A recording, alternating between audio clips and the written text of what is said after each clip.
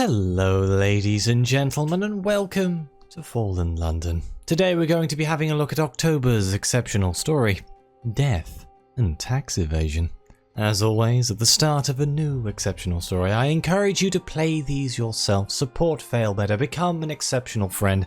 Not only do you get access to these stories every month, you get extra cards, a second candle, and outfit slots, and things like that. It's definitely worth doing. But, without further ado, let's jump in. The knock at your front door conveys superiority, entitlement, a supreme indifference to the concerns of lesser beings. Some would say that no single rap of the knuckles can convey so much. Those people have not heard this knock. Opening your front door, you find yourself facing a woman with a scarred, careworn face and a sardonic twist to her lips. She flashes a bronze badge. "Tax Inspector," she says shortly. "May I?" Her boot is already in the door.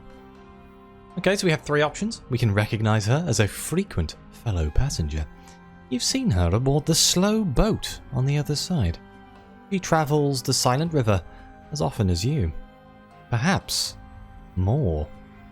We can just let her in. As soon as you take one step back, she's already striding past. Or we can refuse her entry, badge or not. She should know better than to try and enter your abode uninvited. Let's recognize her as a frequent fellow passenger. Yes, she says crossly. I die a lot. Occupational hazard. Some Londoners, it turns out, dislike being taxed. Somehow, she wriggles past the entryway and into your salon. You don't recall inviting her in. What brings her to your door in particular? "The Neddy men don't know their way around a business ledger," she says. "No, they can't beat numbers into submission. The masters have me for that. Just don't look in my bank accounts. I'm sure this is fine." The oft revenuer. Fantastic.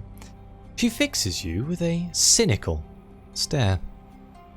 "The Board of Underland Revenue has a long list of Londoners to investigate, and we've finally gotten round to you. You've been involved in a lot of transactions, amassed quite a collection of esoteric items." She pauses. "And yet, no tax returns, no declared income. I think I need to take a look around." Oh no. My beautiful items. Okay. She expresses outrage at your magnificent diamond. "Does Mr. Stones know you have this?" "Maybe. He might have given it to me, to be completely honest with you." "Luckily for you," sniffs the revenuer, "diamonds are technically contraband rather than taxable goods. This falls under the purview of the constables, not the Board of Underland Revenue." She leaves a significant pause. "But I do wonder how you could afford such a thing." The revenuer continues to take her time, flipping through your paperwork and poring over your various collections. Occasionally, she sighs, with the air of a Catholic priest receiving a particularly disturbing confession. Try to hurry her along. You don't have all day to let her pore through your belongings. After turning your lodgings upside down and making copious notes in her small black notebook, the revenuer delivers her conclusion. "I've had a team of forensic clerks attempt to trace your purchases and business over the past year," says the revenuer primly. "3 of them resigned. 2 of them went quite mad, and the 6th fled to Z to take up a career of piracy. But combing over the paperwork they left behind, plus everything I've seen today, I've come to the conclusion that you owe a vast amount of unpaid tax." Oh boy. She disappears her notebook about her person and proceeds, in its stead, a stubby black cheroot, which she puffs at without concern for your wallpaper. "Don't worry," she says. "It hasn't escaped my notice that you're an individual who knows how to get things done. I happen to need someone like you. There are other even greater offenders in London whose dues must be paid, and if you could see fit to help me collect from them, I'm willing to formally forgive what you owe. We can agree to work for the revenuer. Blanket tax forgiveness is a courtesy usually only reserved for the legally or morally bankrupt. You can't pass it up. Or we can kick her out. You never should have opened your door. I'm going to go with the tax forgiveness. This seems fantastic. We'll say that I'm legally bankrupt rather than morally bankrupt. Excellent, declares the revenuer with a gust of tobacco smoke. The masters will be most pleased with your cooperation, as am I. I will return when you are needed. He tries to smile. It's a sincere attempt. An impartial judge would reward it highly for effort, if not execution. The revenuer has blessedly left your abode. For now. In the revenuer's absence, you only have a moment to compose yourself. Upon entering your kitchen, you find a rodent sitting fretfully on your countertop. It's a particularly lamentable specimen of rat kind, mangy and dewy-eyed, with a notch in one ear and a stump of a tail. "Hello," he says. "Sorry for the intrusion." Hi. What are you doing in my kitchen? So I can either greet the rat familiarly. I am rather sympathetic to the rat kind. You don't recognize him, but you're well disposed towards the Rattus faber, and they usually respond in kind. I can greet the rat cautiously. You resist the urge to check your pantry. There's a particularly fine cheese in there that you've been saving for a special occasion. We can take a swing at it with a nearby mob. Out, damned creature! I think I'm going to go with familiarity. I like Rattus faber. The scabby lay rat doffs a non-existent cap. Pleasure to be making your acquaintance, milady. Much about you. I bought you this as a token of ratkind's appreciation for your past deeds. He places a half-dead beetle on your countertop. It stirs feebly. Gently you broach the topic of kitchens and why a small rat may have found his way into yours. The lay rat looks sheepish. I've been tasked with following the revenuer you just spoke to, he says. He's a menace, that one. Obsessed with taxing everything that moves, but especially us rats. We've been keeping an eye on her for a while, waiting for her to make a move. Okay. Us rats are in a spot of crisis at the minute, admits the lay rat. Last thing we need's a tax collector rooting around trying to get her hands on our hard-earned shillings. He pauses, nose twitching. She's gonna ask you to come after us at some point. Me and the rest of my kind would appreciate it if you could give her the cold shoulder. With that said, the lay rat scurries down a crack in your floorboards, leaving you to your thoughts. Though we can resolve to assist the revenuer. She seemed quite serious about your tax debt. The rats can look after themselves for the time being. I can focus on investigating the crisis in ratkind. The lay rat mentioned a crisis. It was enough to pique your curiosity, and you've got no desire to help the revenuer. By choosing this option you miss out on some of the revenuer's story, but perhaps you have no wish to assist to the collection of taxes. I can still help the rats at a later date if I resolve to assist the revenuer, or I can attempt to help both. Having cakes while eating them is your speciality. Let's go with attempt to help both. This so-called crisis among ratkind could be anything. A new poison developed by the Department of Menace Eradication, an uptick in feline population. You'll have to cast a wide net to discover more. The revenuer presents an easier proposition.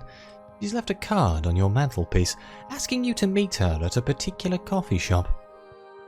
You can assist the revenuer from Vale Garden, while you can investigate the rats from Mrs. Plenty's carnival.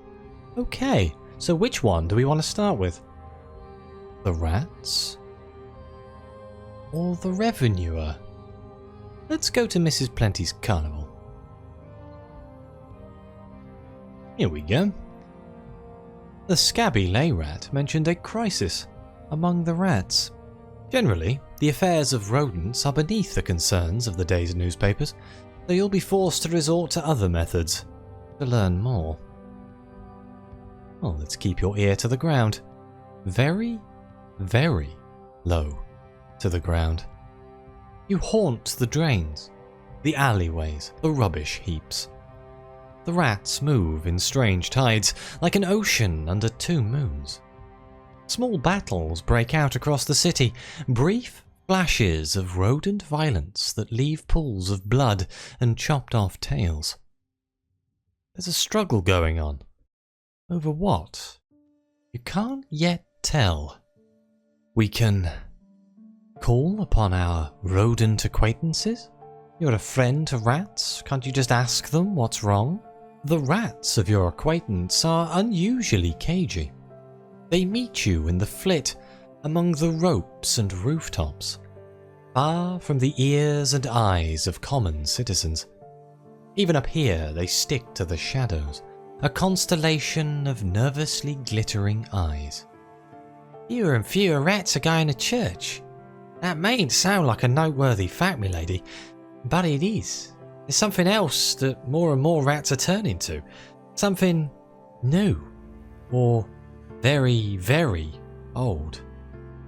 When you press for more information, the eyes withdraw one by one, leaving you alone in the starless shadows. We can gather rumours from vagabonds and scallywags. The matters of rats may not interest the papers, but the city's rogue element have regular dealings with rodents. You learn from a craggy-faced fence that the rats, who would usually be fractured into innumerable petty gangs and alliances, have split across one sharp dividing line. The underground market has become fraught with tension now.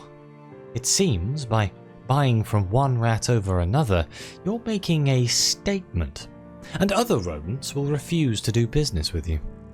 The fence. Drugs. He doesn't know the root cause, but rats have been vanishing too. A lot of his contacts have gone underground. Well, even more underground than usual. Now we can reach a conclusion. There's a religious schism in the rodent community. Their church is at the heart of the matter. The Anglican Church, or the tinier, rattier version of it, used to be the one axis on which all rats could find common ground. But now a new movement has risen. A civil war is brewing that'll make their usual street fights look like parlour games. Just as you're arriving at this realization, you hear the pitter-patter of tiny paws. A familiar face peeks up from the gutter. I hear you've been gallivanting around, asking questions about rats, says the scabby lay rat, his stump of a tail twitching. Couldn't help but poke your nose in, could you? If you want to know more, I can take you to St. Algernon's church. The Archbishop will explain everything you need to know.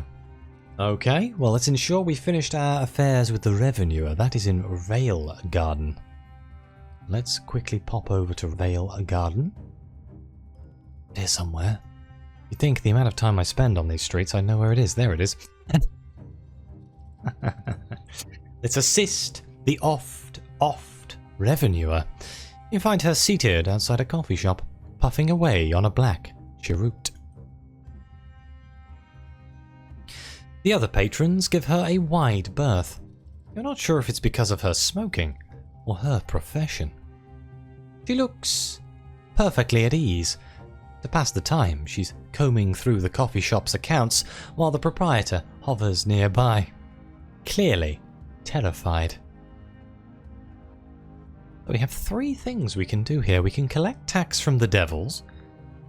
They seem to think the soul trade is above taxes, grumbles the revenuer. I need to prove them wrong. I can collect taxes from the tigers. Mr. Hart is entitled to a proportion of their portions, says the revenuer. But tigers aren't prone to sharing. Or I can collect tax from the Black Ribbon Society. Verducci seems to think rusty gold is beyond the master's grasp, says the revenuer. All of these are absolutely terrifying. The devils are the devils, you know, soul traders. Incredibly intelligent. Can't die. Funny buzzing sounds.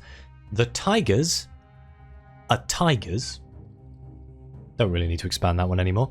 Or the Black Ribbon Society is a dueling to the death society. All of these are going to end badly. Oh god, I guess let's do the devils. I mean, I like the devils. Let's go. Maybe we have to do all three, I don't know. Of course, the devils don't just trade in souls, says the revenuer conversationally as you make your way towards Ladybones Road. They've got their fingers in all sorts of economic pies. The amount they pay is laughable, given the profits. Reach the headquarters of the Abaddon and Bale Trading Company.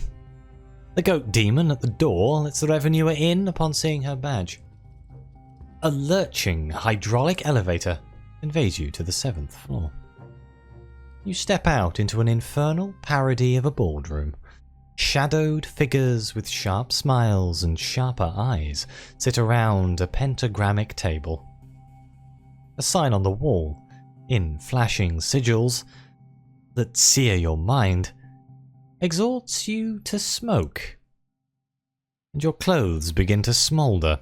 You look away, straight into the eyes of the caustic business devil, who has appeared at your shoulder with impossible swiftness. "May I help you?"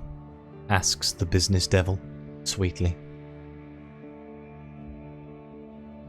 The revenuer pulls out book after book, reams of paper with discrepancies carefully noted and highlighted.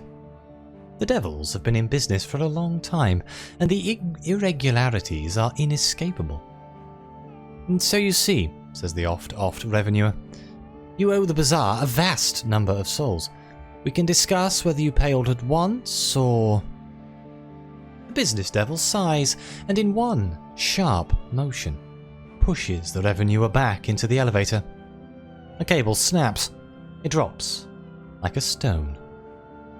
The revenuer's screams linger in the air, but are cut short by a mighty crash far below. "Oh dear," says the business devil mildly. "It's a horrible accident." She turns her burning eyes to you. "Was that all?" Oh god. Right, so there's quite a lot of options here that we could actually do. We can insist that the devils pay their due. The revenuer's accident was both a warning and a delaying tactic. The devils are hoping you go away and give them time to strategize. We can call in a favour with our favours. In addition to unpaid tax, the devils owe you a personal debt. Or we can slip away. So you'll take the stairs then. We can ask for help from a mutual friend. I don't know the green-eyed devil. And I don't know the quiet deviless either. I guess I'll just call in a favour.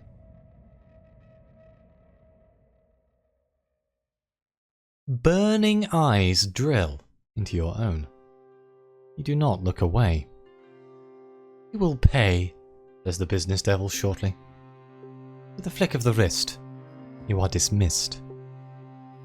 After glancing at the cavernous moor where the elevator used to be, you decide to take the stairs.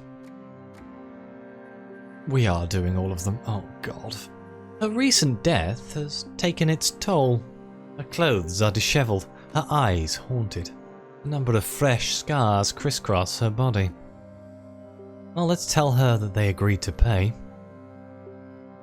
"No doubt they've still got some trickery up their sleeves," she grumbles. "But this is progress. Every time I've visited the devils, they've arranged a little accident for me," says the revenuer. "Always something they could deny culpability for, of course. I'm grateful you could finally pin them down with a number." Wonderful. Let's go and collect taxes from the tigers. Mr. Inch, that famed beastmaster, greets you at the gate, and is dispelled by a flash of the revenuer's badge. She marches you past endless rows of cages, prowling tigers and cooing spectators.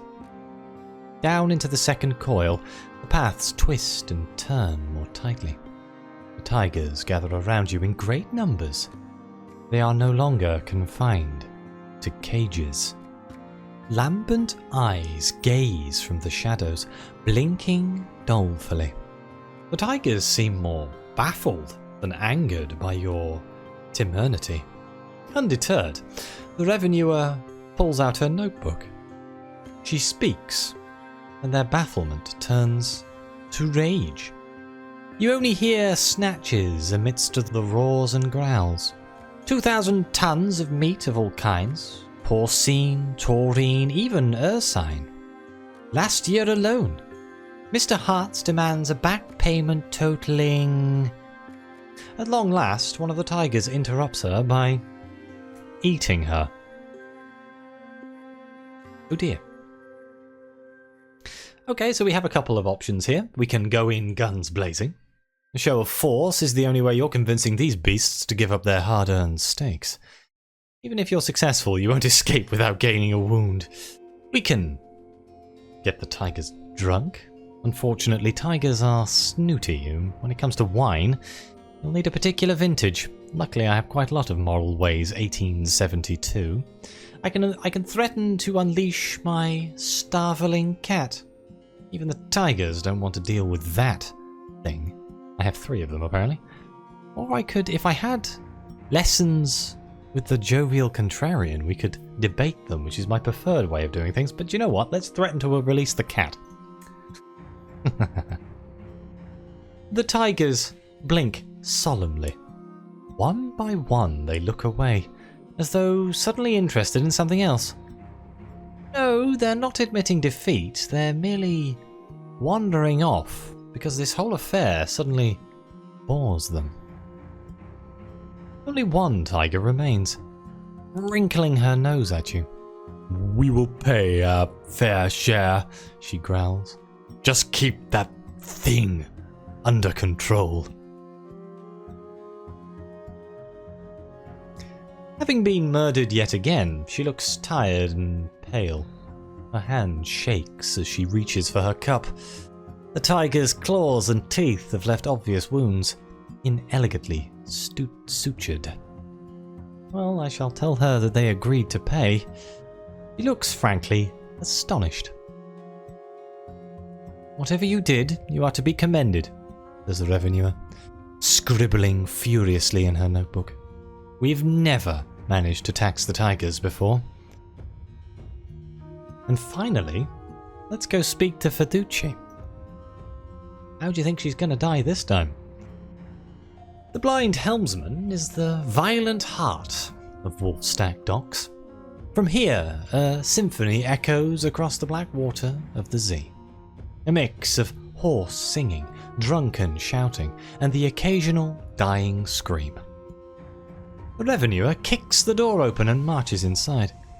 Even the drunkest of sailors go silent at her arrival.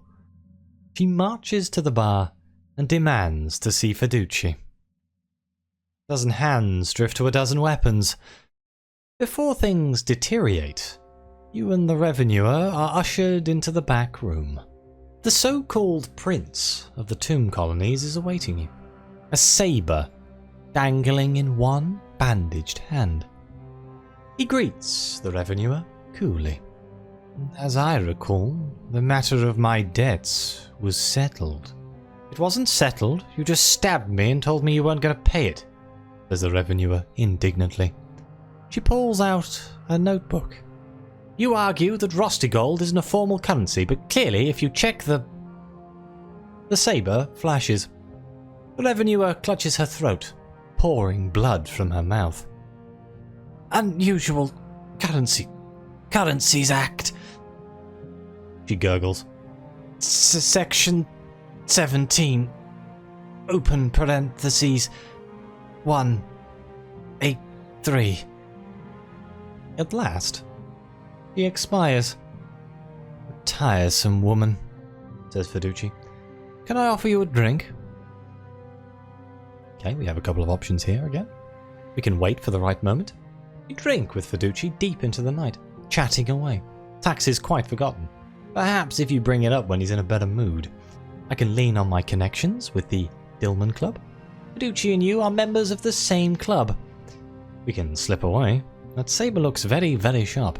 Come to think of it, you have a prior engagement. Or if we had a Bringer of Death 3, I only have 2. I guess that's doing the Black Ribbon Club's quest? Question mark? Maybe? I don't actually know. Let's lean on our connections. You share a drink with the duelist. I can't refuse a fellow member, he says. I suppose honor demands I pay my dues. He drops a bag of rusty gold on the table. This should cover what I owe, he says. Tell that damn revenue not to darken my door again. All the deaths have left their mark. She no longer looks entirely alive. Her eyes are deep set, her cheekbones sharp as knives. There's a thin white line across her throat where Fiduci's blade left its mark. Let's hand over his tax. The clink of rusty gold is enough to catch her attention. She counts out the rust-red coins one by one, unable to conceal her delight. She even licks one, smacking her lips like someone delighted by a fine vintage. Fiduci owes more than this, of course, she says. But this sets a precedent. Well done indeed. He massages her scarred throat, suddenly discomforted. Yes, he owes me far more. But before moving on to our next assignment here, I think I'm going to end the first episode of this exceptional story here. So far, I'm loving it. It's got rats, very interesting conversations with very interesting factions. But please like, subscribe, let me know what you think. Your comments are greatly appreciated. Thank you again to the coffee supporters and the members of the channel. It really does help me keep making these videos and it is greatly appreciated. But as always, I'll see you next time.